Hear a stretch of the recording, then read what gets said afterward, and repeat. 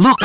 Dalawa ang nasawi at 5 ang sugatan matapos yanigin ng malakas na pagsabog ang isang pagawaan ng paputok sa Norzagaray, Bulacan, nitong Miyerkules.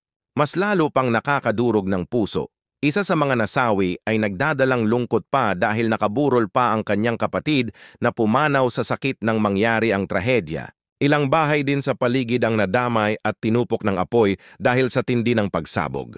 Matagal na umanong hinaing ng mga residente na ilayo ang pagawaan ng paputok sa mga kabahayan, ngunit tila hindi ito napansin hanggang sa nangyari ang malagim na insidente.